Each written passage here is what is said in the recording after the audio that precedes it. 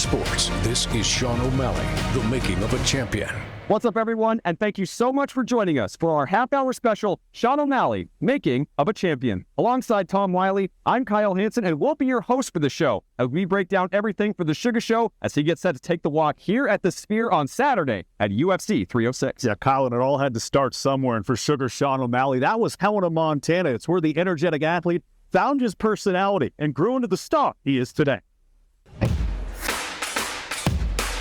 Sugar Sean O'Malley is among the most magnetic athletes in the world today. Welcome to the Sugar Show! He's fast, he's short, his fights are electric and bankable for the Ultimate Fighting Championship. Outside of the octagon, his star power and charisma carries podcasts, YouTube channels, sponsorships, clothing lines, social media, and gains him fans from all corners of the globe. Sean O'Malley! But there'd be no glory here without a childhood spent here. Every memory we have is every birthday party, every Christmas, every holiday was out here. Sean's dad, Dan O'Malley, gave us a tour of his childhood home just north of Helena, where Sean grew up, the second oldest of 4 siblings. It was insane. Those kids were always out here, always running around, doing crazy stuff. His best friends were over there. Probably just the kids playing baseball out here in the trampoline. I mean, I'd look out the window and they'd be doing double backflips, and Daniel broke a tooth out here on Sean's head. And it might come as no surprise that life in the O'Malley household was competitive. fortunately, I was lucky enough to have 4 kids that are just incredible athletes. Starting out with Michael, my eldest one, great football player at Capitol High, and then went on to play soccer at Capitol. And Sean, 3-sport athlete, baseball, football, basketball. Daniel came along, baseball, basketball, football.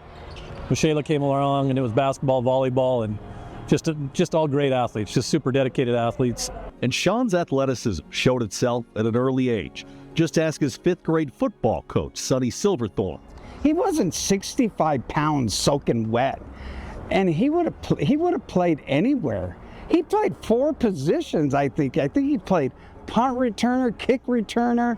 So, he played safety, wide receiver, and if he could have played the line, he would have, but he would have been eaten up. I think he would have just kept going. Sean excelled in every sport he tried, but their organized nature didn't suit him. Isn't a huge fan of coaches or organized teams. And Sean knew early on that he had to showcase his talents. But the signature flair that Sean possesses began in Helena. It's where he started his collection of tattoos with a sugar molecule from his longtime friend Kyle Nelson of DermaWorks. There's some people that you just hit it off with, you know what I mean? And me and him, I feel, clicked pretty good on that level. God, he was just so easy. He's like, dude, something cool for me, man. I'm like, I got you, bro. And so like when I tattoo out of people's stories. So I have people tell me their story and then I build their whole sleeve out of that. And with him, there wasn't a whole lot that he really cared about. You know what I mean? He's just like, do something sweet. And I'm like, I got you. And so that sugar molecule is original. Right. That was a really original thought coming out of me. Just like, man, that'd be so sweet to have the sugar molecule on you. Sean left Montana to chase his MMA dreams, but make no mistake, the Treasure State is never far from his mind. When people say, he never mentions Montana, and I said, I've mentioned it to the UFC, they just don't announce it. Mm-hmm. I said, but think about his daughter. His daughter's Elena. Throw an H in there, it's Helena. And he did that on purpose. And then he mentioned, his daughter's middle name is my mom's first name. So it's Elena Louise. So the kid's got a big heart. And then he does have a lot of love for Montana. When we covered Sean O'Malley in Boston last August, we asked him a number of questions about what Montana meant to him. And he didn't mince words with showing his appreciation for the Treasure State. Yeah, I remember when I was 16 years old, I just went and started kickboxing, boxing, and just kind of sparring. And just kind of had this natural ability. And, I think some people are truly born knowing how to fight. And I found that, and I became obsessed with it. Montana isn't known for MMA, and the sport is scarce across the state. O'Malley found a way to make it work, and it was that passion for fighting that O'Malley found in Helena that eventually stuck with him. Before I found fighting, I wanted to be in the NFL because I wanted to be rich and famous. Realized real quick that I was 5'11", 100 pounds. So I realized that wasn't realistic. I didn't really know what I wanted to do. Then I found fighting. I'm like, this is it. I'm gonna make money. This is how I do it. And it's literally all played out damn near perfect. O'Malley is sometimes criticized locally for not mentioning Montana very often. It's true, his star and profile have blown up, but it was clear that he holds Montana near and dear. And for him, it's special knowing it's how he got his start, and it helped him get to this point in his career on the doorstep of UFC gold. Yeah, I think being from Montana was a huge role. I was knocking people out at an early age at 16, 17, 18. I was all in Montana fighting. There was, times I fought 3 times in a month. So being from Montana was a massive part of my career. I gained a ton of confidence down there, gained a ton of experience. It kind of molded who I was being from Helena, Montana. It's a small town. It was a good place to grow up. Coming up, we talk to those who started O'Malley's career in MMA. That's next, here on MTN.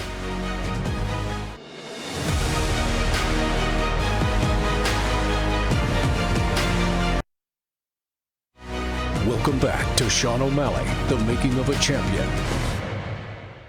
It takes a village to build a champion, and for Sean O'Malley, he had all of that, from his first coaches, training partners, and of course, his family. And for them, they couldn't be more proud of what he's accomplished to this point.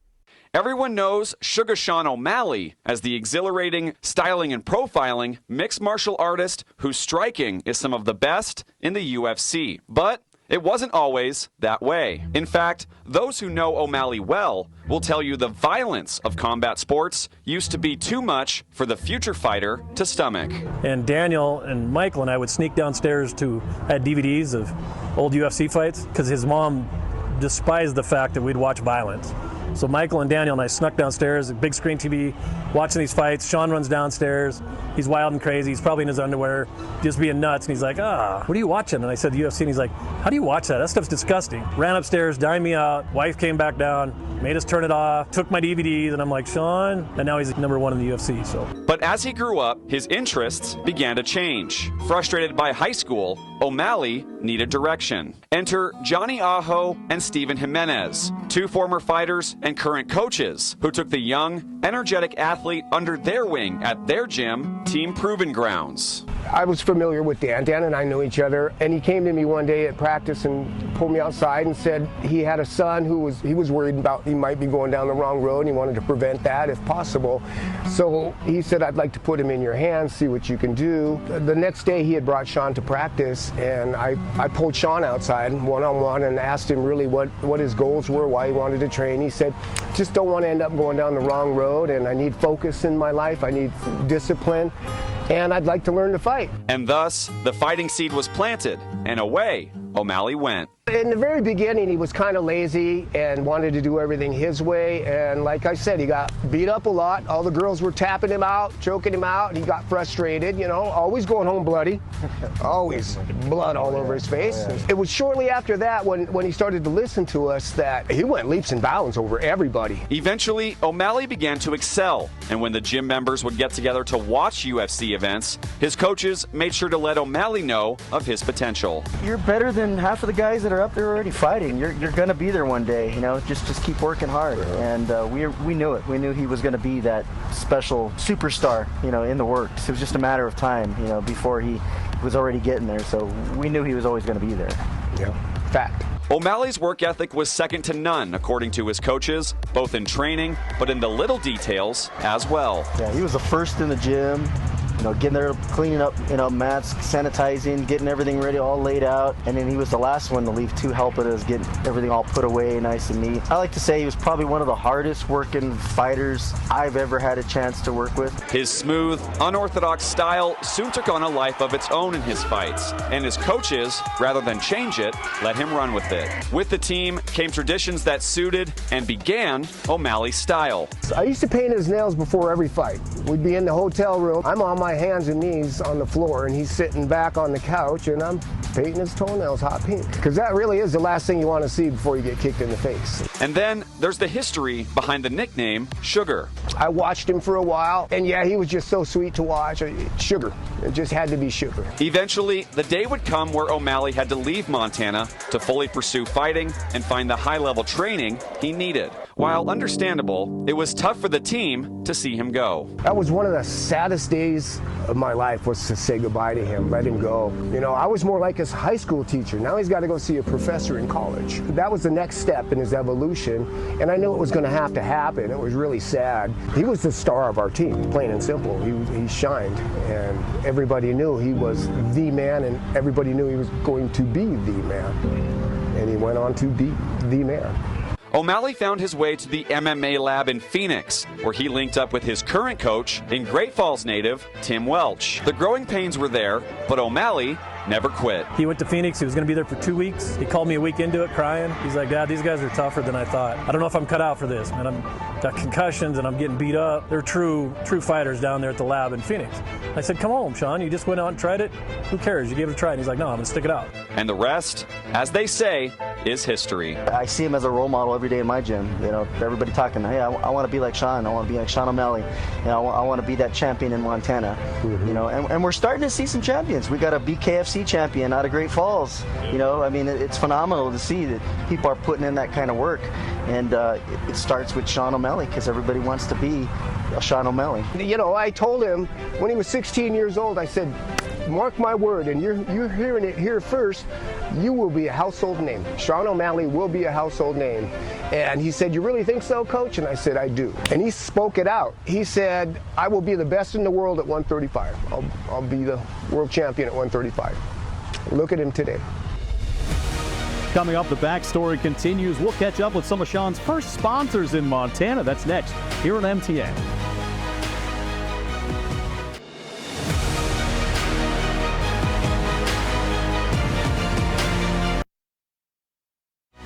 Welcome back to Sean O'Malley, the making of a champion.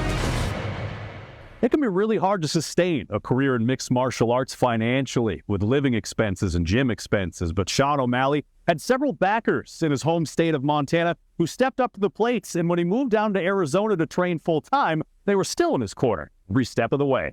A quick look through Sean O'Malley's social media, and it's obvious the man is a walking endorsement, whether he's promoting a body wash with Jake Paul, throwing back his own signature Rise Fuel cotton candy energy drink, or making a special appearance at Arizona Cardinals football practice. The Sugar brand is strong. Organizations see dollar signs and line up to be associated with his success. But before Sean launched to stardom, what did his first sponsors see? Now, perhaps the first person to recognize his talent and marketability was Corey Smith, then the owner of mixed martial arts promotion 221 Industries. So me and a buddy drove to Missoula, and Sean's spinning back fist knocked this kid out in like 10 seconds. And I knew from that moment that as 221 was brand new, we were looking for that person to put us on the map, and I was like, that's that kid. After a few amateur fights for 221, Smith inked Sean to his first professional contract. It was on a Word document. I copy and paste our 221 logo on the top. I knew Sean was going to go, and I wanted to get him signed first because he's a local, he's a Montanan. And so I remember the urgency kind of thing, because everyone knew. I mean, the fuse was lit with that kid. But Smith had help investing in Sean. When O'Malley initially moved to Arizona to train full-time, he needed help paying for living and training expenses. That's where people like Rich Hollis stepped in. Corey Smith hit me up and said, hey man, there's this kid down in Helena. He looks really good. Do you want to go watch? And I'm like, sure, yeah, let's go do it. So we went down, watched one of his fights, and I'd coached athletics for quite a long time, and when you know a good athlete, you can just kind of see it and tell. So I was like, yeah, Corey, I'm in. Let's start sponsoring the kid. Let's see what he can do. That was real important, I thought, for Sean to get down there and seeing what his potential was going to be. So I just helped him out as much as I could for as long as I could. And once he started to rise, he just took off. So O'Malley fought his first 5 professional fights for 221 Industries, but when he moved on to bigger promotions, he needed a bigger sponsor, and he didn't have to look further than his hometown to find one. Mike Ishak, then the general manager at Lithia Chrysler Dodge in Helena, had watched Sean's career with interest and reached out with an opportunity. He came in, we visited a little bit, and, he was barely scraping by down there. He was kind of the rugrat in the gym. And we visited a little bit, and we talked about some sponsorship stuff, and, I'm a big fan. One thing led to another, and we gave him his first sponsorship, so. It wasn't a blockbuster deal, but it allowed Sean to focus full-time on climbing his way to the UFC. We gave him $1,000 a month, which to him back then was a lot of money because he had nothing. And for that $1,000 a month, he gave us, shout outs on Facebook and Instagram. And it was more or less just getting behind him than it was getting anything in return. And even when the deals ran their course and both parties moved on, Sean never forgot those who believed in him first. I had a burglary, unfortunately, and some friends of mine did a fundraiser. He came back up to the Sting, signed autographs for free, and this was all on his money. Nobody paid him to do any of this or anything. He'd come up. Every time I'm around a kid, he's just a pleasant to be around, Mr. and Mrs. Hollis, and he's just a great kid. The gloves that he wore in the Contender Series were, Dana White signed me the contract, and he jumped up on the fence, yelled, "Welcome to the Sugar Show," and everything. He actually signed and gave me those gloves. I put him on some platforms to get him some exposure, but I think he would have found that eventually regardless. Yeah, a lot of pride with him. Coming up, once Sean became champ, life for the family changed forever. We have that story up next here on MTN.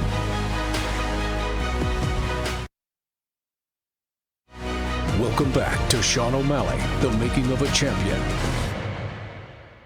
It's been over a year since Sean O'Malley became a UFC champion. For him, his superstardom has gone to another level. But for the family, it's been special for them too, and they've all been embraced by their home state.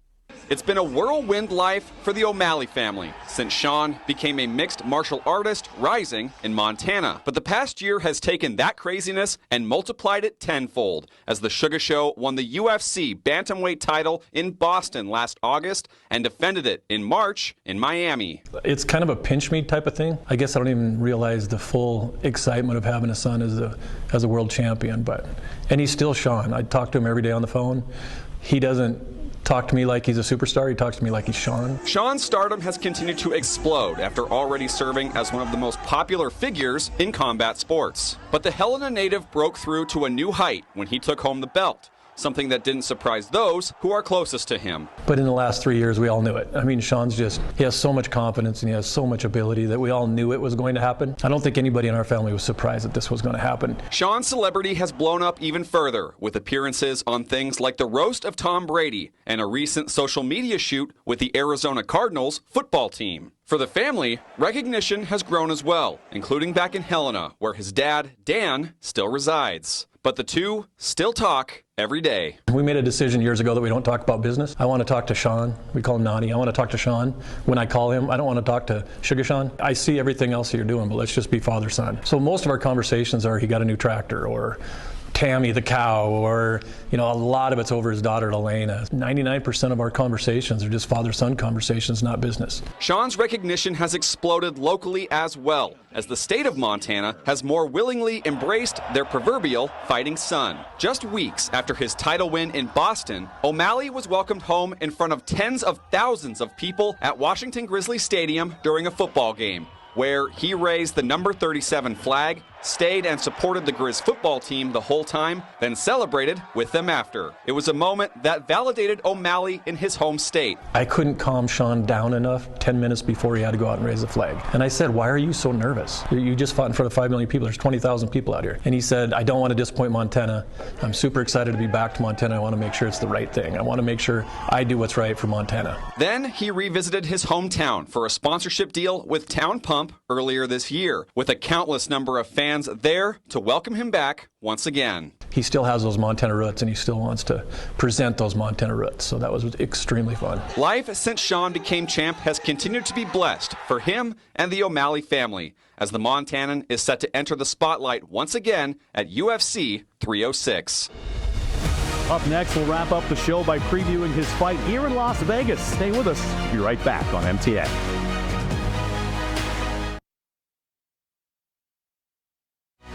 Welcome back to Sean O'Malley, the making of a champion.